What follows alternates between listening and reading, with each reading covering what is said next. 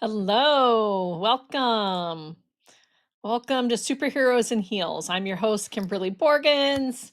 Superheroes in Heels is about highlighting women in leadership, women who step into the role of being lead on a project in their community, building a business.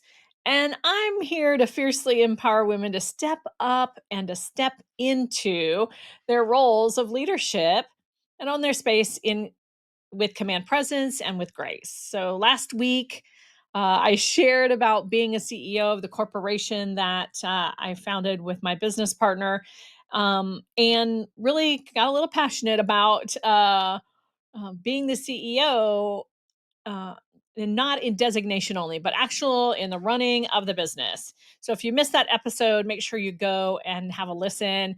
Like I said, I was pretty passionate about being the CEO.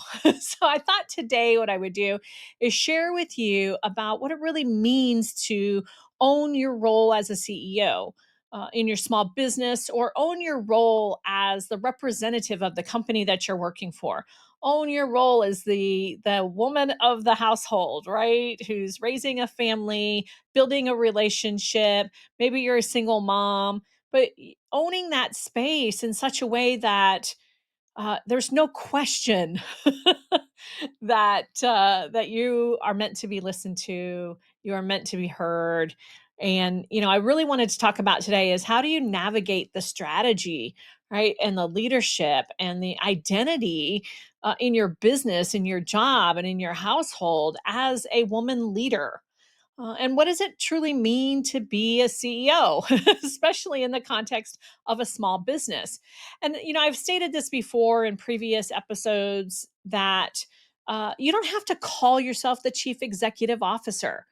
But if you're running a company and you want to get it to the top levels of, if you want to make $500,000 a year, if you want to make $1 million a year, if you want to make $10 million a year in your company, then you have to embrace the title as CEO. You can shift those words a little bit if you want. And instead of saying the chief executive officer, right? You can call yourself something else, the chief empowerment officer. You can call yourself the chief encouragement officer. You can change that just a little bit, but understand that chief executive officer means that you are the executive in charge. You are, right? But when a lot of times when people hear chief executive officer, it kind of conjures up a lot of images of large corporations, right? Glass towers, global strategy sessions. And really, who wants to be part of that, right? I can say I'm still a small business, but at the same time, understand I'm not a global entity, and so I still have the small business feel of everything that we do. And you have to think about it is if you're running a business that's leading $5 million budget or less, right? You have to lean on a team of people. You have to be nimble in operations and in the footprint of your business. And though the role might have, different personalities to it, different mindset, how you view it, it still sets the reality that you're in the lead. Okay. And any opportunities and any challenges that come up, you get to take the lead. And that's what I really want to explore today about being a CEO. Those nuances, those questions, right? Like, I don't know. People have asked me all the time, like, what does it mean to say, I'm setting a strategic vision for my business, right? Or, how are you managing your public perception, right? It really is about knowing what a CEO does. And I think there's a big misconception out in the entrepreneurial world that nobody wants to be a CEO. Look, I've been honest in the past. Like, I never thought about really being the CEO when I started the company.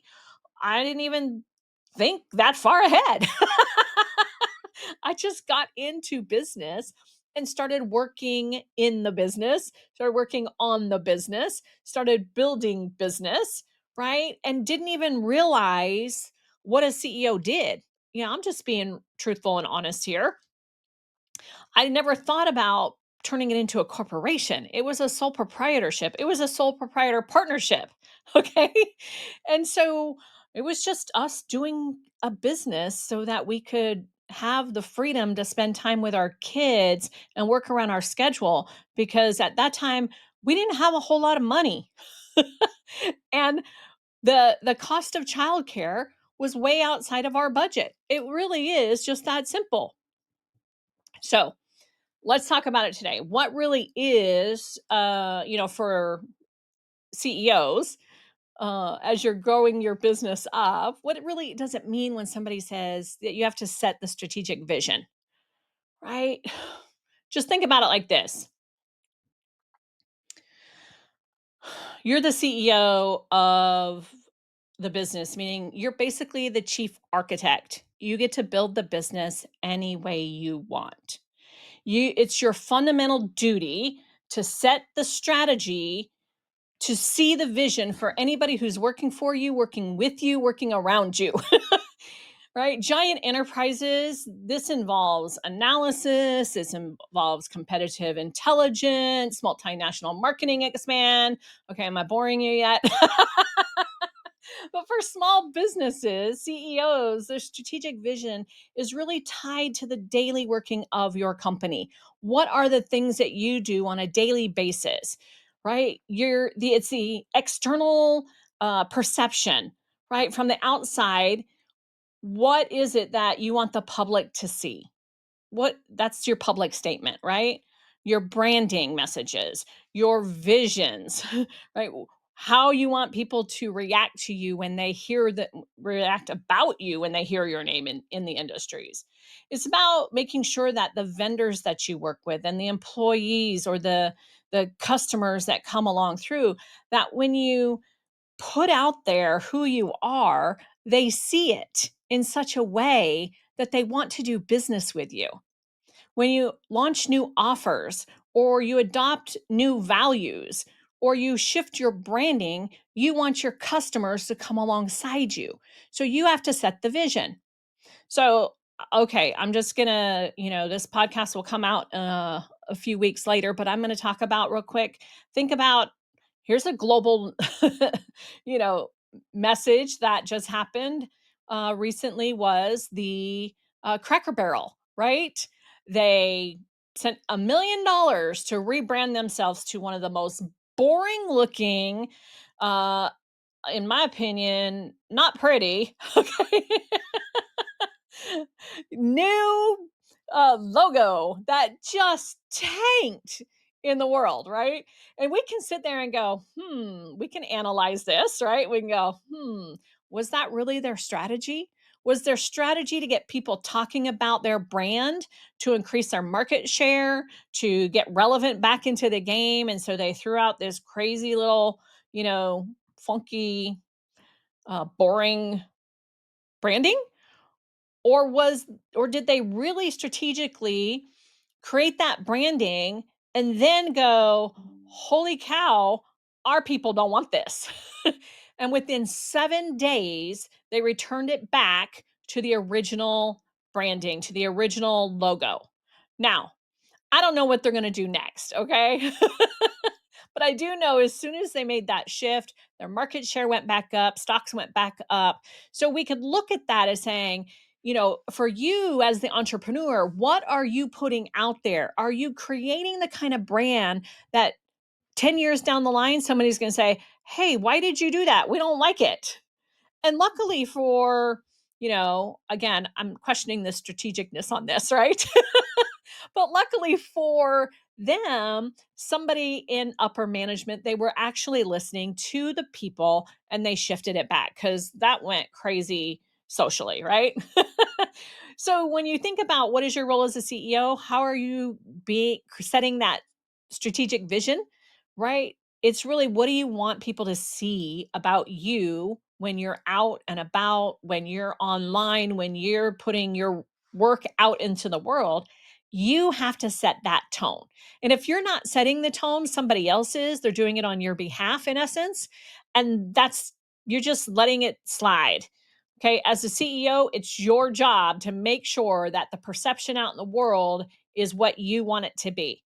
If you make a mistake, you course correct it, you fix it, and then you resubmit, you keep going, you get newer testimonials, you keep moving on. That's about setting the vision. That's the external process. There's also the internal process, right? Setting the direction of the company might mean, having regular brainstorming sessions with your team, with a mastermind to help you move forward in what you want it to look like. It looks like your customer feedback. It looks like implementing quickly on new ideas, making decisions, more immediate and with more tangible effects for your business and your operations. That's the internal perception of that strategic vision, right? You're not going to go through all the layers to get to the employee when you're a small business. It might be you and one other person as a layer, right? That could be a vendor and it could be an employee. Whereas a corporation has multiple layers before it actually reaches down to the employee that they really want to talk to. So you have to be the one to be able to make quick decisions. You have to, for staffing, for client relations, for operations, all of that. You can go straight to the source. That's a huge benefit that you have as a small business. But if you're just winging it and you're not staying focused and being strategic about it, which a lot of entrepreneurs are doing, I just want to say stop winging it. Don't fake it till you make it. Set a strategy. Have a one-on-one 1 day call with me, right? Do a 1 day coaching session with me and I'll help you figure out what your strategy can be as an entrepreneur. I promise. Because you have to move forward with that strategy as the lead of your company, whatever you name it. Okay? You also have to have communication with your vision. You have to share it out there, right? You have to, like, communicate not only the what but also the why you do what you do. What I do in the security realm, for example, is I provide security officers out into communities to create safer communities. Why do I do that? Because I believe everybody has the right to have a level of safety in their life. And that goes for the people on the street. It also goes for the children in their homes with their families. It also goes for women not being assaulted and sexually assaulted, raped, molested, all of that. I believe people have the right to have a reasonable amount of safety. That's why I do it. I know what it feels like to not be safe, right? So, what is the what that you do? But not only that, why do you do it? Because that has to run everything and you have to communicate it. You have to strategically communicate that out into the world. Big companies, right? They have a complaints department. You are the complaint department. They have a bigger impact. You have a small impact, but your small impact is not insignificant. It is still an impact nonetheless. And I really wish and I hope that those of you that are listening, you hear that. You might not think that you're making a big impact, but if you can look yourself in the eye in the mirror and say, you know what? I helped that person. I shared information and somebody heard something today, even if they didn't tell me. Like, you have to own that. Or why are you doing what you're doing? But as a CEO, you have to strategically put it out there, right? There is no hiding in a glass tower as an entrepreneur. A small business entrepreneur, we don't have a glass tower, okay? We might have a glass door and we're trying not to walk through. But hey, I'm ready to break whichever one, okay? So think about when it comes to strategic visioning, I wanted to share with you just a couple of characteristics, right? You're looking forward as the CEO. You're the one who is painting the details, right, of the compelling picture of what you want the company to look like in the future. You're clear and you're concise with your vision and your messaging so that it makes it memorable and easy to understand. You're inspirational, right?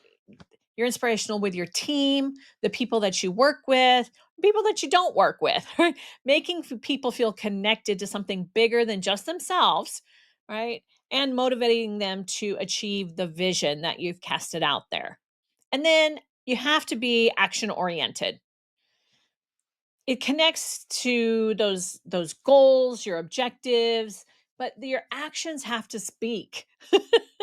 People have to see you taking action, right? Action is what helps to achieve the ultimate why you're doing the things that you're doing anyway. So you want to make sure that you're doing the things and people can see that you're doing them, or that your team is doing the things and people can see that your team is doing it. You have to provide direction for the people that you're working with, your vendors, independent contractors, the clients. You have to provide direction. You're the compass, right? And it has to align with the people that you're there. It has to drive growth, and you have to have accountability. Look, I was named queen of accountability by my clients. Don't use that so much anymore, but seriously, I hold people accountable to what they say. So, if you're not even holding yourself accountable for what you say, how can you expect to hold somebody else accountable for what they say? When I work with a client, for example, I write down what is it that they want to accomplish? How are they going to get there? And let's say next week we get on another call and they say, I'm like, have you done this? And they say, no, not yet. I'll get there. I was really busy. And I'm like, great. When are you going to get it done by? They give me a new date. So we get on the third call. And the third call, I'm like, well, have you gotten this done? No, I got really busy. I'm like, great. Here's the deal. Clearly, this coaching isn't working for you. What do we need to do to get you to get this done? What is holding you back right now? And they'll go, "Oh, she's serious." And I don't let it go much further because I'm like, "We're either gonna do something. Okay, great. So here's the deal. You said you were gonna do this. We're gonna hang up. You're gonna go get that done, and we're gonna get back on a call in 1 hour." I do that out of love and respect for them because they said that that's what they wanted to do. I'm just the one who's bold enough to hold them to it. If you need an accountability coach, pick up the phone, call me. We will get it straight. I will do it with as much respect and love as possible because I truly want women to succeed, and I don't want us to keep using the excuse I'm a little busy bee. Look, I'm a big bee proponent, but being a busy bee means you're fluttering all over the place, but you're not taking it back to the hive. Right? Come over to the hive hangout. Let's talk taking it back to the hive, okay? You got to take it back to the hive. You have to go, I said this and I'm going to take it back and get it done and I'm going to deliver it. I'm going to create the things that need to happen in our business. So, think about you as the CEO.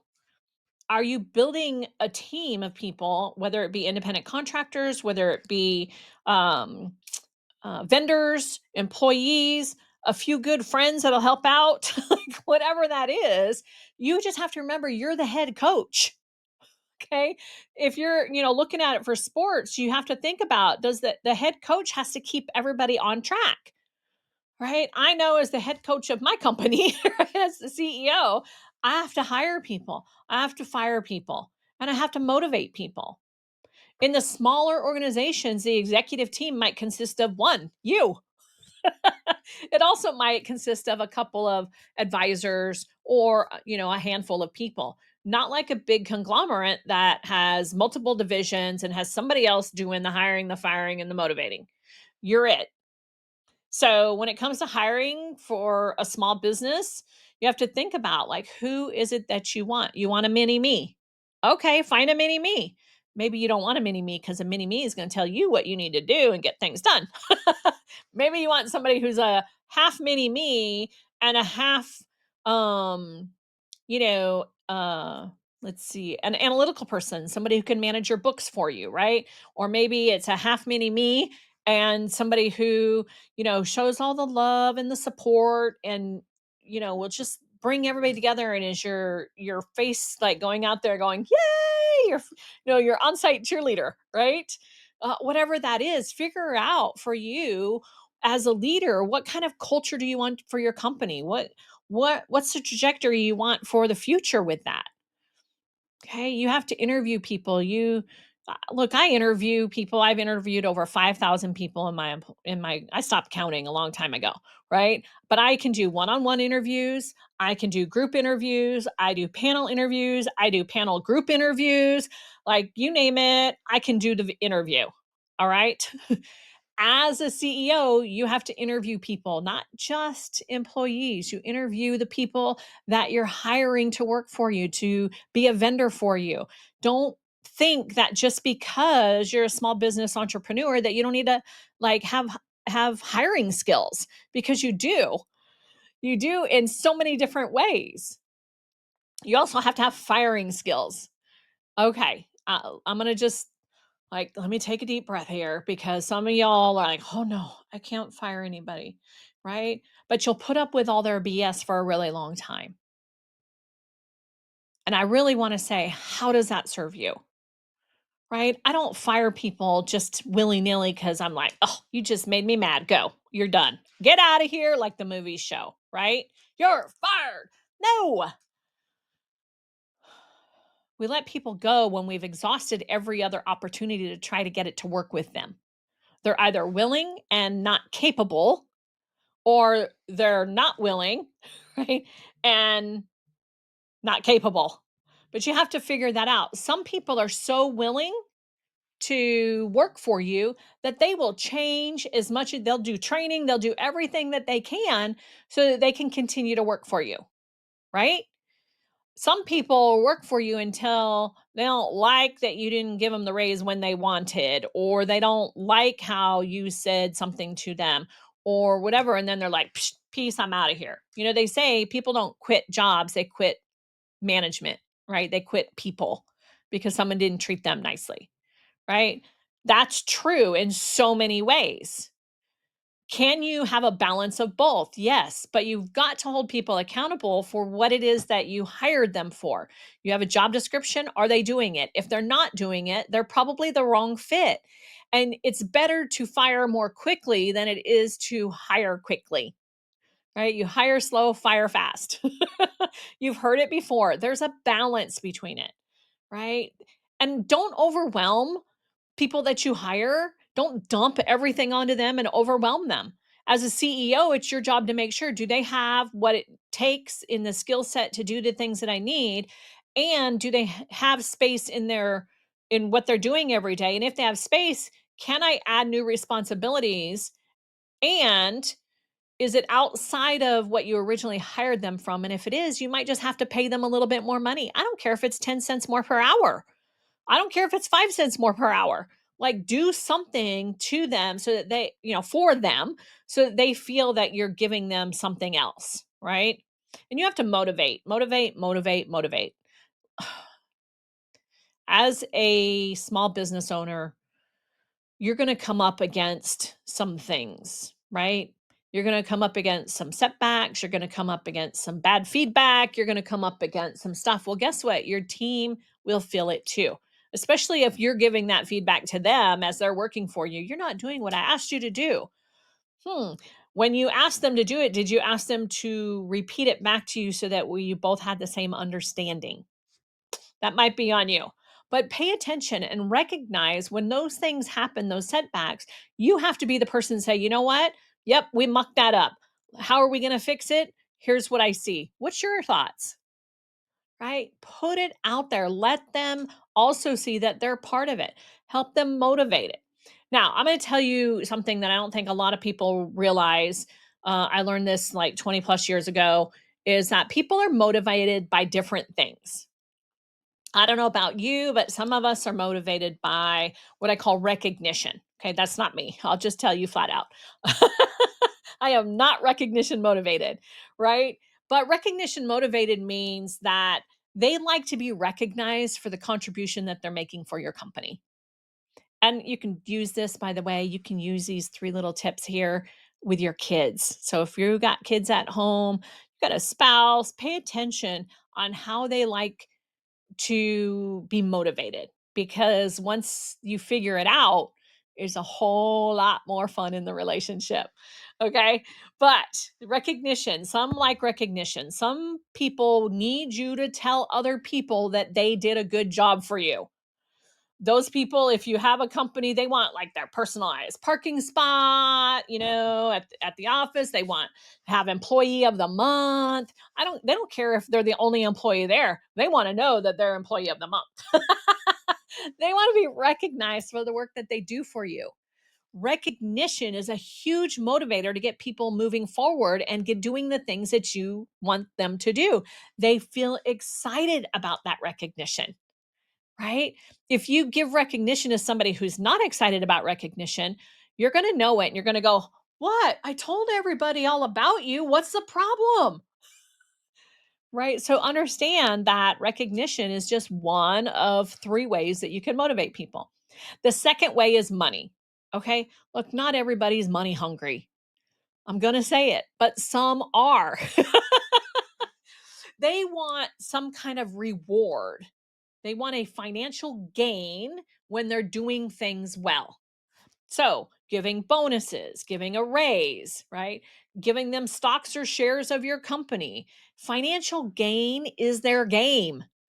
And they just want to play it and they want to be compensated for that because it's about the financial game. They're motivated by money. They need you to say there's a bonus over here. Those a lot of network marketing industries have these carrots, right? Companies do it sometimes, but there's these little carrots. We'll dangle the carrot, get people to do it. Hey, if you do this, I'm going to give you $100, gas card, right? If you do this, if the employee of the month, right? They don't want to be employee of the month. They want that gas card. Okay, they want the money, the financial gain that they can use for whatever they want to use it on. If you have somebody who's money motivated, like your kids, for example, they're the ones, "Hey, can you get your chores done? I'll give you $1." They're like, "Oh, I'm on it." Right? If you do that to somebody who's recognition motivated, they're like, "Whatever. I don't care." And they're dilly-dallying in their room. But somebody who's recognition, you might go, a child, "Hey, really need you to clean your room. If you clean your room, we'll go out to so and so place. We'll invite a whole bunch of your friends over and have a party in the backyard because I want to keep that room clean." Right? But you kind of play with it. But if you understand where they're motivated. And the third way that most people are motivated by is what we call cause, right? It's about showing that you care about what they care about.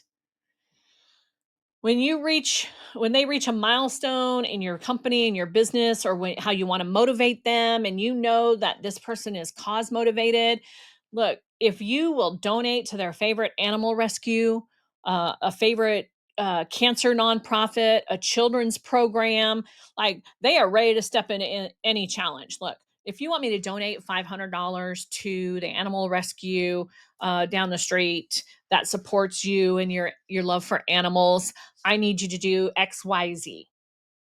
They will get XYZ done for you if you're willing to support their cause. Like people fly buildings into airplanes for a cause. You just have to find the right cause, right? That's what will create the most loyal team members. So understanding there's three ways to motivate people: recognition, money, and cause. And you have to figure out people and what is going to motivate them. And if you're motivating them the only way that you get motivated, you tire your team out. Okay. And then you get frustrated. And that's where the firing comes in because they don't want to do it because you didn't understand the person. That's part of the hat of the CEO that you have to wear, is knowing your people well enough and understanding the dynamic of what it takes to motivate them. All right, let's talk about money real quick. I say real quick because we can do a whole, I don't know, 10 podcasts on money. Uh, but your financial oversight as a CEO, right? You have to be the steward of that money and you have to have agility in that stewardship. And what I mean by that is your profit and loss statements, right? Your P&L and your money allocation, or what they call capital allocation, for your small business budget. CEOs of large corporations, they have these, I don't know, sprawling financial portfolios. Small business CEOs often oversee every line item from payroll to spending, to, where do they want to put their programs in the future? How much are their programs going to cost? All of this matters when it comes to the finances of your company. And most small business CEOs, most small business women, I'm going to say, don't know their numbers. And you need to know your numbers. It's your responsibility for the profits and the losses in your company. You have to make sure that your company operates sustainably, right? And just like the weather fluctuates, many businesses will go out of business. I mean, think about COVID, for example, right? Many businesses went out of business during COVID because they were not prepared for those fluctuations. They couldn't withstand the storm. I want to make sure that you can withstand the storm. New companies were also started during that time, right? As a small business, you have to pay attention, right? So it's out, some are in, some shift, the weather shifts, then there's a new shift, right? In the security industry, 9/11 changed the whole layout of the security industry. I had already been in business for many years, right? And we had to change our whole industry over because of 9/11. Guess what? COVID happened. Uh-huh. We had to change our industry again. Right? People thought, "Oh, it's no big deal." It was a big deal because we were working all through COVID, but we had new requirements. We had new laws that we had to take care of. And let me tell you, employees, if they're mad at you because you're not doing what is all over social media, right? And it's a law, you can bet your sweet little whatevers they're going to put it out. I know companies that their employees told on them because they weren't doing it exactly the right way because the laws kept changing so fast, right? You have to make rapid adjustments. You have to sometimes, like, almost daily, make new and rapid decisions for your business because of the fluctuating of what's happening in the industries. So, I'm going to tell you this: you have to be the company's chief financial officer. You have to manage the money so that you can expand. And I'm going to say it, look, I'm the shoe girl. I love my shoes. But what I'm going to tell you is, do not go out and buy the person the shoes just because you have a little money in the bank. Don't get me wrong. Like I said, I love a good, sexy pair of shoes. All right. Shoes just sing to me, and I'm just like, oh, speak more. Right. But spending all your money each month is not going to help you create the legacy that you desire. If you want to get to a six figure, multi six figure, if you want to get to a seven figure business, you can only do that if you put your self indulgence on the back burner. Everybody wants now, now, now, now, now. And I'm telling you, put your stuff on layaway. All right. Delayed gratification when it comes to business. Right? You have to do this every single month so that you can get the freedom that you got into business for to begin with. You have to hold off on the fancy car, right? Until you are prepared for future growth in your business. Right? I have a whole classroom topic in the Hive Society on profit acceleration, because so many businesses do not last long because they're not planning for the future. They're focused on the money that we have right now mindset. And I need you to get out of that mindset if you want to build your multi-million dollar business. Create a savings, look at your vision so that it helps you to prepare to execute exactly where you want money to go to. Spending your earnings, it's not going to take you there. Right? So you have to pay attention to your profits and your losses. You have to reinvest in your company. You have to stretch your resources as long as you can. Don't forget about your retirement.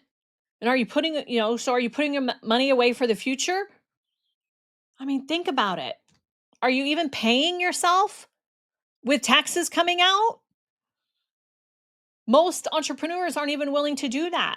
You can't, it's like, oh, I don't have to pay the taxes. Yes, you do. Even the Bible says, pay Caesar what Caesar's. But there's a lot of opportunities for expenses and things that you can do with your money, but you have to pay yourself. Look, you either pay yourself on a regular basis or you're going to have to pay at the end, right? The taxes are non negotiable. Sorry, I was just getting on my little soapbox there. Look, I don't like to pay taxes any more than anybody else.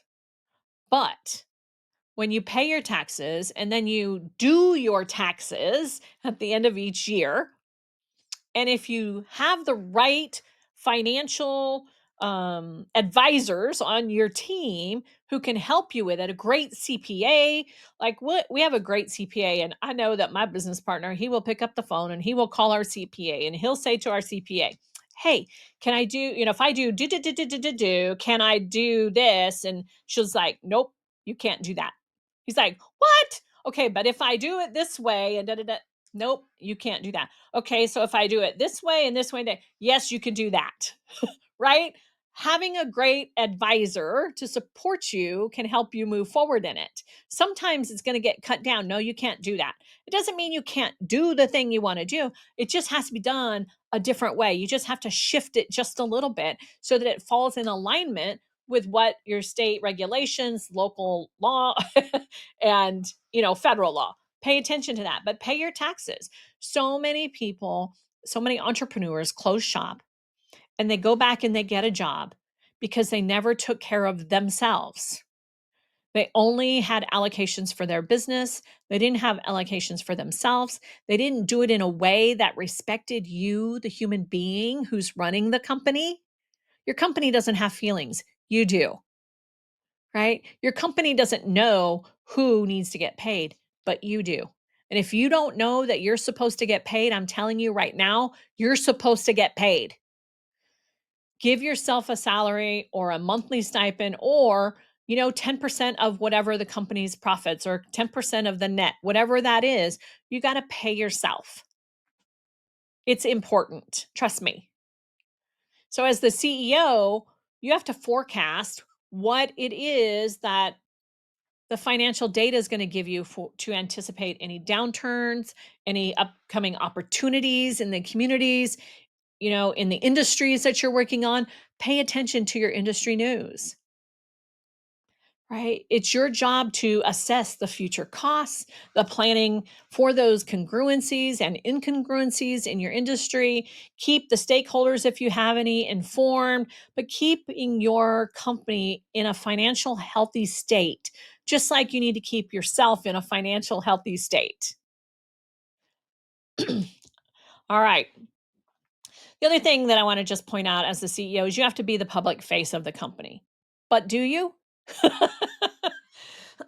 Something has to be the public face. In my business, traditionally, the CEO, I would say in corporations, traditionally, the CEO is viewed as the public face of the company. They're the ones who represent the interest at all the events, the media, they'll talk to the stakeholders.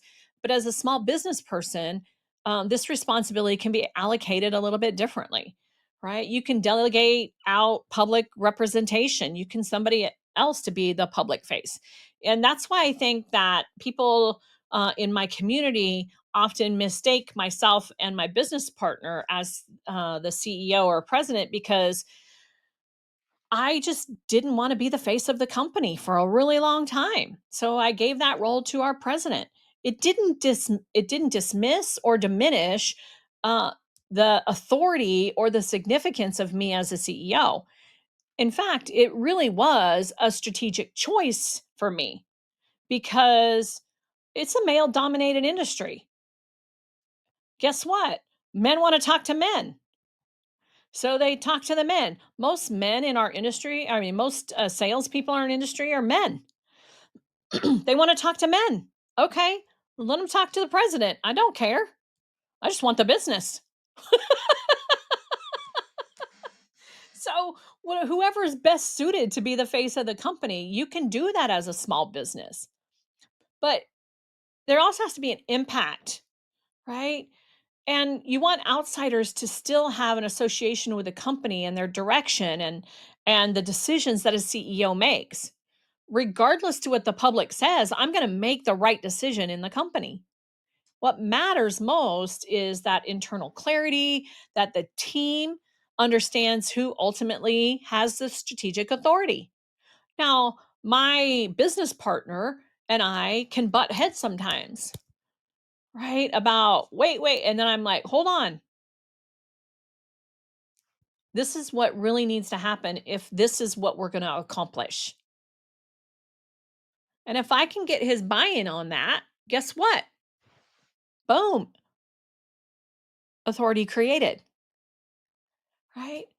The external audience can know him, they can see him, they can have media engagement with him, they can have a public persona with him. But when it comes to the internal aspects of it, you can bet I'm paying attention to every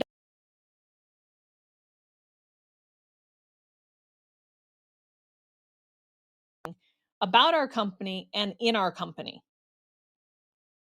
And as a small business, you can do that. You can also balance the roles. Like I said, the line between the CEO and the president, right? Those can be fluid. So just think about that. So let me just kind of wrap it up with this. What does it look like in practice? Okay. Typical scenarios for a small business CEO. Uh, in the morning, we get up, right? The best thing would be like you get up and you review your financial reports, right? Check with your team and set your priorities for the day. There are some people who believe in I have these three things to accomplish by the end of the day, and I don't quit working until those three things are accomplished. For me, I accomplish all the tough stuff first thing every morning. Right? I handle the tough stuff first. Why? I'm wide awake. I have more clarity in my brain at that time, and I get the hard stuff out of the way so I don't even have to think about it for the rest of the day. Then the rest of the day is just having fun or trying to figure out what next, right? So that's the morning. That's how a lot of small business CEOs, that's their morning. Midday, we'll do meetings with our leadership, with our vendors, with our employees, contacts, clients, whatever that is. Sorry, troubleshoot any problems that are coming up, any issues that we're being faced with, soliciting feedback on new ideas, like being more creative. Right, then you go and you have some lunch and regenerate a little bit, make sure you drink plenty of water throughout the day. And then the afternoon, you're negotiating with vendors, you're speaking with customers, you're attending to local chamber of commerce events, for example, all your networking events out there, women network, whatever it is. Perhaps if you're the public face, or you send your president to represent your company. Look, I go out there and network. Okay, I have networked all along. I just don't need to be all up in everybody's face and say I am the CEO. I talk about the business. I've had people say to me, "Oh, are you still working for your husband's company?" And I'll go, "Yep, we're still building that business." I don't need to argue with them. I'm not attached to it. I know my role, right? So get out there, get and let people see you. And in the evening, before you go home or before you shut you off your computer, maybe you're at home and you're working late at night because small business owners do that, is reflect on your strategic goals, right? Update what you want to forecast. What are those things that you want to do down the line?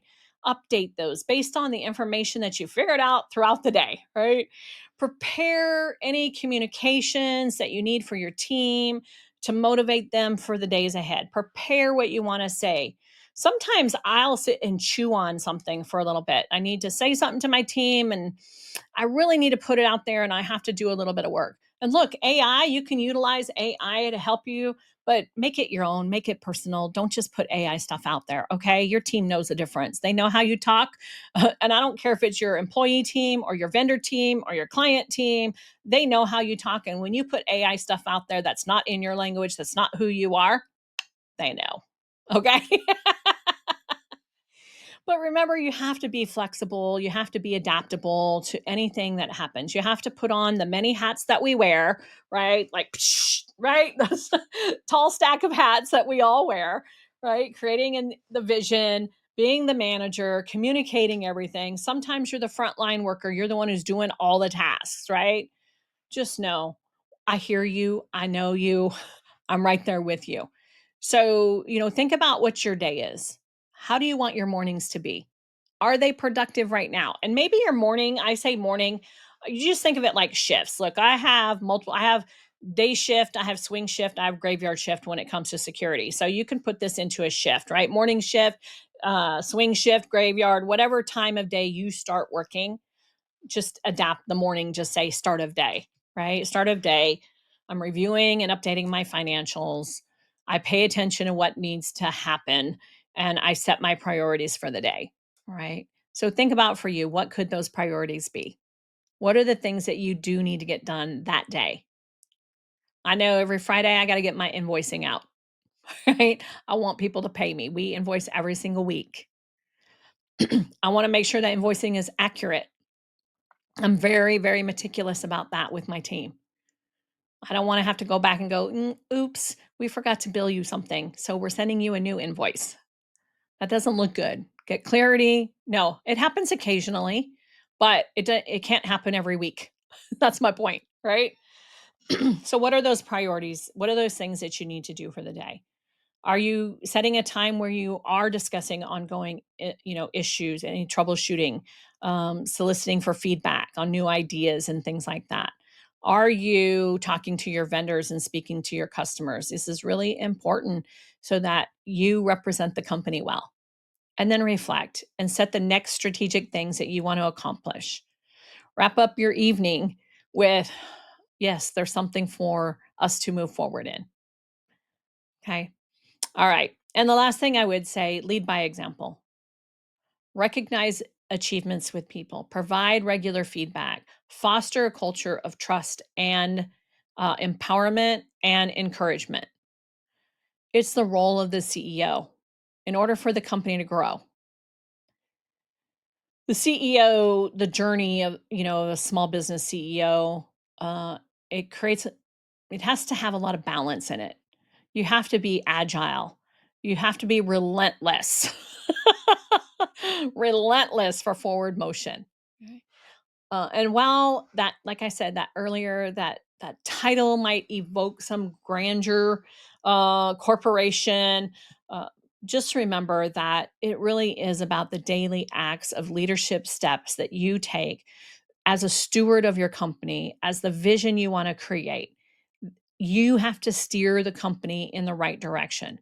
You have to manage your finances. You have to choose how you want your company represented publicly. You're the heartbeat. You're the heartbeat of the company. You're the one who gets to mold it and shape it into the path that you want it to create.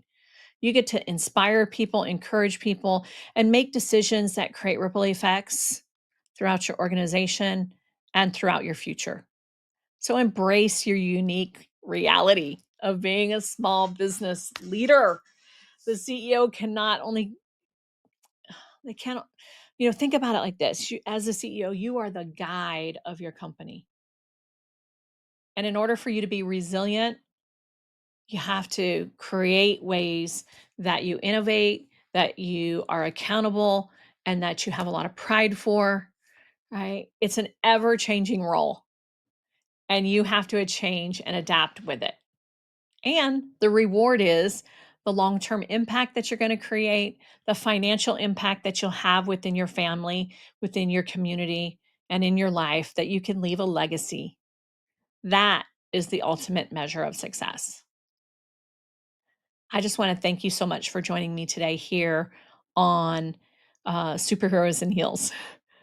I really do just want you to know that you have to give yourself some grace in business, but you also have to take ownership and own your role and own your space in your industry, in your business, and in everything that you do moving forward to grow into a healthy, strong business so that you can be a healthy, strong person and vice versa. So thank you so much for joining me today at Superheroes and Heels. I look forward to having you on the next or having you listen on to the next one. Please make comments, ask me questions, let me know what you got out of this. If you don't find a way to do it when you're listening to it as a podcast, then please, by all means, hit one of my social like platforms up. You can go to LinkedIn, Kimberly Borgens. You can find me on Facebook under Be a Legacy or Kimberly Borgens. Like, share your response to this because I'd really love to hear if this was helpful or impactful for you. Thank you so much. I look forward to talking with you soon because you've left something for me to respond to. Have a blessed week.